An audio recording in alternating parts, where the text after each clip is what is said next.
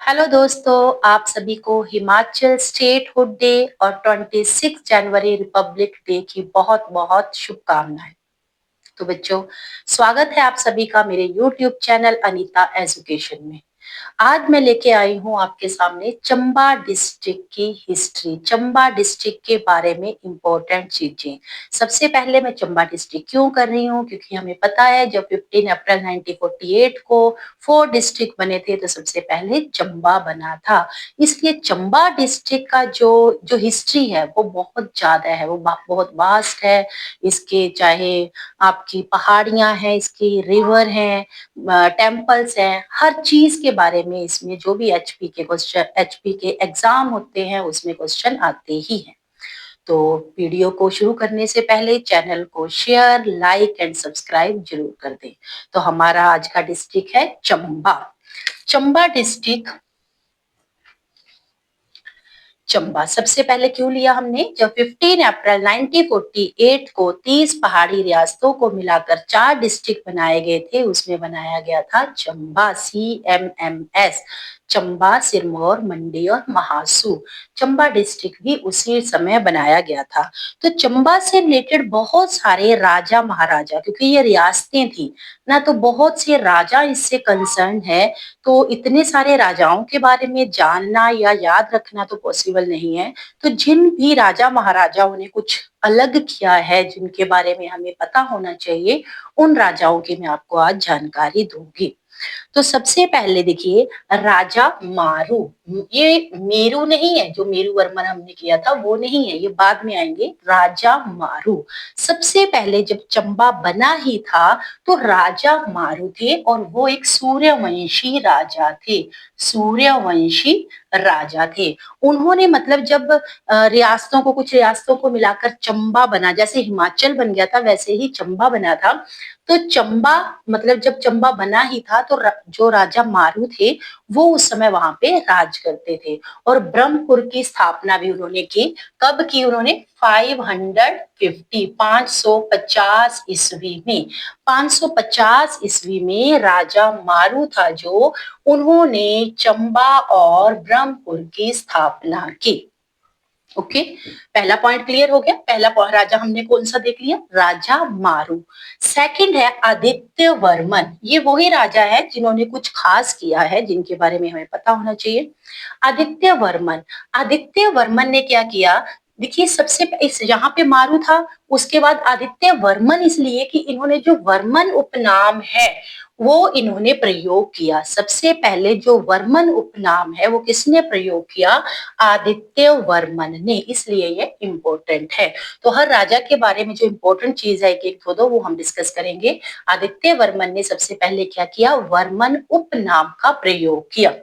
Third है राजा Meru Varman, very very important. Meru Varman के बारे में बहुत क्वेश्चन आते हैं। चंबा रियासत, मतलब जब चंबा एस्टेब्लिश हो गया थोड़ा सा तो उसकी जो रियासत बन गई, चंबा रियासत का निर्माण करवाया मेरू वर्मन ने। आगे चंबा शहर आएगा, चंबा शहर और चंबा रियासत दोनों अलग है। चंबा रियासत के बारे में पूछा जाए तो जो इसकी स्थापना करवाई थी, इसका जो बनाया था, इसका निर्माण करवाया, दैट इज मेरू वर्मन। और इन्होंने भरमौर, जो ब्रह्मपुर हमने किया, भरमौर का एक शक्तिशाली राजा भी बना, जो कि चंबा की कैपिटल थी ब्रह्मपुर। वहां का ये बहुत शक्तिशाली राजा था। कौन? राजा मेरू वर्मन। ओके, तो इनके समय में बेटा एक शिल्पकार थे, इनके बारे में पूछा जाता है कि शिल्पकार थे गुग्गा। गुग्गा शिल्पकार थे, वो भी वो भी मेरू वर्मन के समय में हुए थे।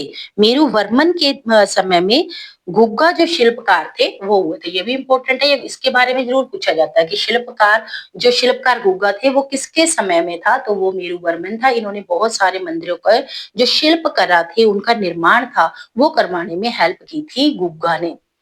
तो उस समय बहुत सारे मंदिरों का निर्माण हुआ। कब? जब मेरू वर्मन राजा था। मेरू वर्मन ने गुग्गा के शिल्पकार था, उसकी सहायता से बहुत सारे मंदिर बनवाए, उनकी शिल्पकारी करवाई।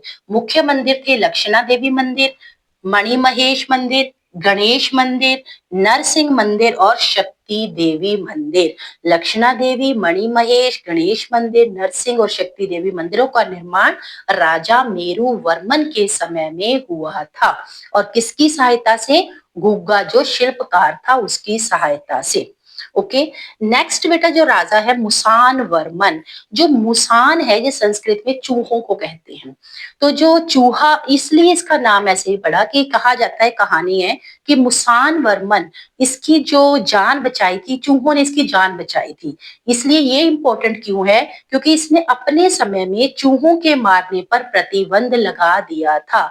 ये मुसान से भी आप याद रख सकते हैं क्योंकि मुसान चूहों को ही कहते हैं। तो राजा मुसान वर्मन ने अपने कार्यकाल में क्या किया था?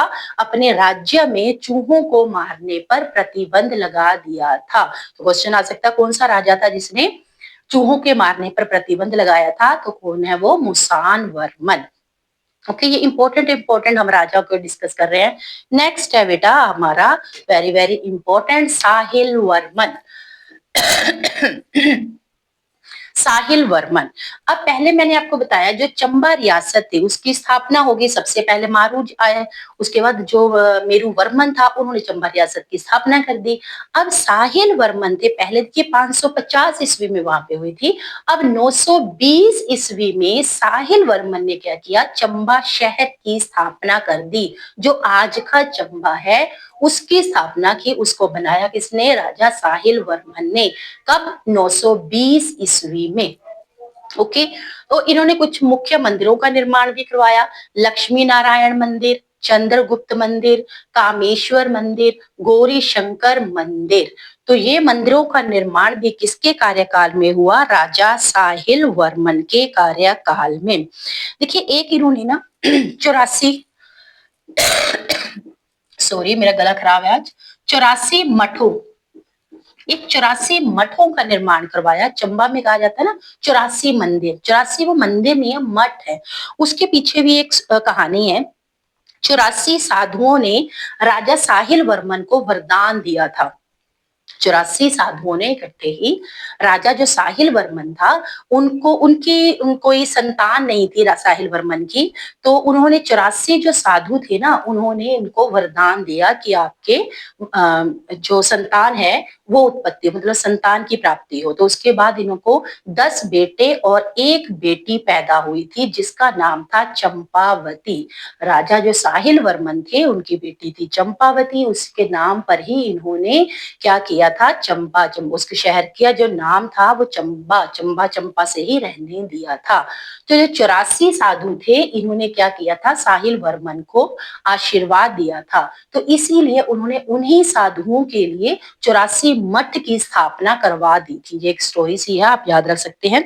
84 मठ बनाए गए थे जिन्हें अब 84 मंदिर कहते हैं, 84 टेम्पल कहते हैं, 84 बोल देते हैं। ये क्यों कहते हैं?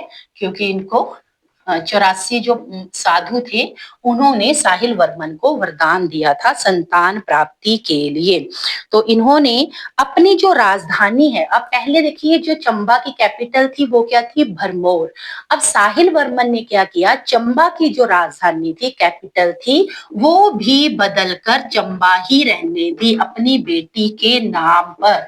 चंपा, चंपा नहीं रखा उन्होंने, चंबा रखा क्योंकि उनकी बेटी का नाम क्या था? चंपा, बेटी चंपा थी। तो इन्होंने साहिल वर्मन ने क्या किया कि जो भरमौर कैपिटल थी चंबा की उसको बदलकर चंबा रख दी अपनी बेटी के नाम पर। और किसके कहने पर? अपने गुरु के कहने पर, अपने गुरु के कहने पर, गुरु के कहने पर, अपने गुरु के कहने पर इन्होंने क्या किया? जो कैपिटल थी भरमौर चंबा की वो बदलकर चंबा में रख दी। किसने? साहिल वर्मन ने। किसके नाम पर? अपनी बेटी चंपा के नाम पर। ओके, तो ये याद रहेगा। नेक्स्ट है इसमें रिवर रिवर, नदियां, इसमें मेन रावी और चिनाब। बेटा ये क्वेश्चन बहुत बार क्वेश्चन में आता है कि चंबा शहर किस नदी के किनारे बसा हुआ है, तो वो कौन सा है, रावी। रावी यहाँ पे प्रमुख रिवर है। और एक और चीज है, ये रावी और चिनाब दो नदियां यहाँ पे बहती है, रावी और चिनाब, और दोनों ही जब ये एग्जिट होती है, जब हिमाचल को छोड़ती है, दोनों ही ये कहाँ मिलती हैं, J&K में। दोनों में एक खास बात क्या है कि ये हिमाचल को छोड़कर जब जाती है तो कुछ कोई जो रिवर है हमने देखा वो पंजाब में मिल जाती है, जैसे सतलुज है वो पंजाब में चल जाती है। तो रावी और चिनाब दोनों रिवर कहाँ जाती हैं, J&K में। और आगे है इसकी झीलें, खजियार झील, मणिमहेश झील, महाकाली झील और लामा झील। ये इसकी मेन झीलें हैं, खजियार, मणिमहेश, महाकाली और लामा झील। देखिए जो लामा झील है इसके बारे में भी कहा जाता है, ये अकेली लामा झील 7 झीलों का समूह है, 7 झीलों का समूह। ये भी पूछा जाता है कि चंबा में 7 झीलों का समूह कौन सी झील है, लामा झील। लामा झील 7 झीलों का समूह है। ओके और इसकी जो हाइट है दैट इज 3962 मीटर। ये इसकी हाइट है, 3962 मीटर हाइट है ये, 3962 किसकी, लामा झील की। सॉरी। तो ये इसकी प्रमुख झीलें थी। आगे बेटा एक इसमें मेला है, आपने बड़ा वो देखा होगा, मेला सुई मेला। यहाँ पे एक सुई मेला लगता है, सुई मेला, ये भी इसी राजा से संबंधित है, साहिल वर्मन। देखिए साहिल वर्मन की एक पत्नी थी जिसका नाम था नैना, कई जगह उनका नाम सुनैना आता है, कई जगह नैना आता है। तो जब इन्होंने भरमौर कैपिटल बनाई, चंबा शहर बनाया, तो तब क्या होता है, जब नई चीज हम बनाते हैं तो बहुत सारी प्रॉब्लम्स भी आती हैं, है ना। कंस्ट्रक्शन के लिए भी कई जगह पानी नहीं होता, अभी आजकल तो है ना इलेक्ट्रिसिटी या कोई भी प्रॉब्लम आ सकती है। तो जब साहिल वर्मन ने इस रियासत का सॉरी शहर का निर्माण करवाया और कैपिटल अपनी भरमौर की जगह चंबा बनाई, तो वहां पे प्रॉब्लम आई पानी की। सब कुछ अच्छा हो गया और वहां पे पानी नहीं था, पानी नहीं आ रहा था। तो क्या हुआ, अब कई बुक्स में लिखा हुआ है कि उनकी रानी सुनैना को सपना आया था, कई बुक्स में लिखा हुआ है कि साहिल वर्मन को सपना आया था कि उनके ही घर से कोई स्त्री, कोई महिला अगर अपना त्याग दे, अपना बलिदान दे देगी, वो अपनी आहुति दे देगी, मतलब वहां पे अगर जिंदा ही उसकी मृत्यु उसको अपनी आत्मदाह कर देगी, अगर आत्मदाह कर देगी तो वहां पे पानी आएगा। तो राजा तो इससे परेशान थे कि ऐसा तो कौन चाहता है कि मेरी फैमिली मेंबर से ऐसे हो।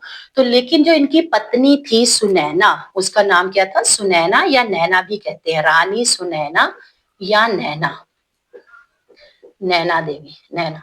ये नैना देवी वो वाले नहीं है जो बिलासपुर में टेम्पल है, ये इनकी पत्नी का नाम था साहिल वर्मन की, सुनैना। तो इन्होंने क्या किया, अपना आत्मदाह दे दिया, अपना बलिदान दे दिया। इनकी मृत्यु हो जाती है, मतलब इन्होंने अपना जीते जी ही, मतलब इनको जिंदा ही वहां पे चिनवा दिया गया, जिंदा ही इनको वहां पे जमीन में इन्होंने अपने प्राण त्याग दिए। तो उसी के अवसर पर वहां पे सुई मेला लगता है। अब कहते हैं जैसे ही सुनैना देवी ने अपने प्राण त्यागे, उनका शरीर त्यागा, तो वैसे ही वहां पे पानी आ गया, पानी की नदी, पानी की धार बहने लग गई।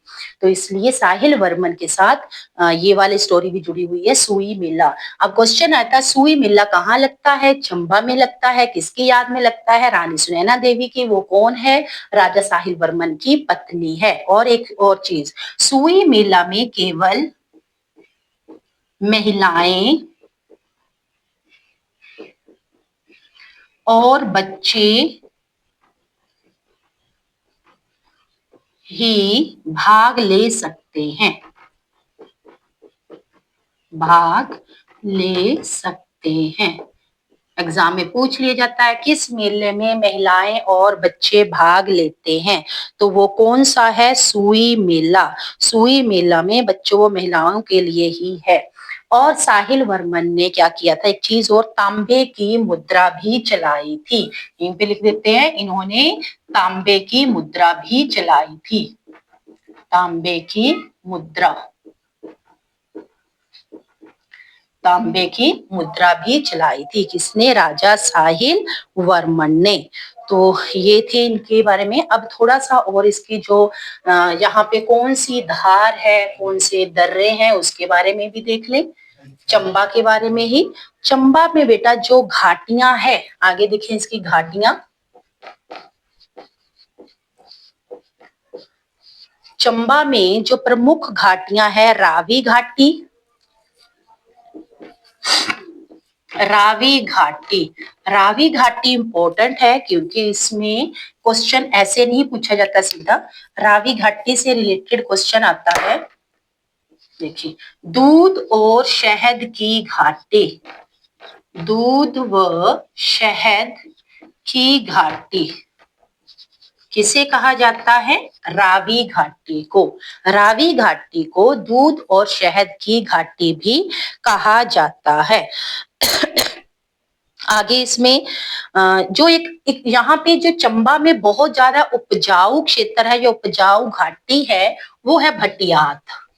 उपजाऊ घाटी, उपजाऊ घाटी, उपजाऊ घाटी है भटियात। भटियात वहां की सबसे उपजाऊ घाटी है। कौन सी? भटियात। और दूध व शहद की घाटी किसे कहा जाता है? रावी घाटी को। पर्वत श्रृंखलाएं हैं यहाँ पे, पीर पंजाल, पीर पंजाल, पीर पंजाल पर्वत श्रृंखला कहाँ पे है? चंबा में। उसके बाद है यहाँ पे हाथीधार, हाथीधार ये प्रमुख है यहाँ पे। है छोटी बड़ी बहुत सारी पर्वत श्रृंखलाएं हैं, लेकिन जो प्रमुख रूप से है वो पूछी जाती है, पीर पंजाल, हाथीधार और दगनी धार। दगनी धार,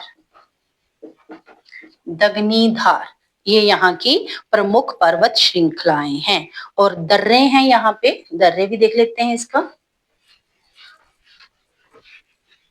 ये चंबा डिस्ट्रिक्ट की मेन जानकारी है। दर्रे, दर्रे को क्या कहते हैं? आसिस। जो दर्रे हैं, कुगती, साच, कुगती, साच, साच दर्रा पूछा था, कुगती दर्रा है। अब ये कौन से दर्रे किसको अलग करते हैं वो हम आगे वीडियो में देखेंगे, डिस्कस करेंगे। जालसू, जालसू ये प्रमुख यहाँ के दर्रे हैं।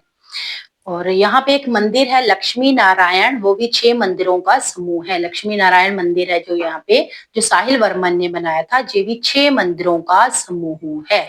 6 मंदिरों का समूह, 6 मंदिर।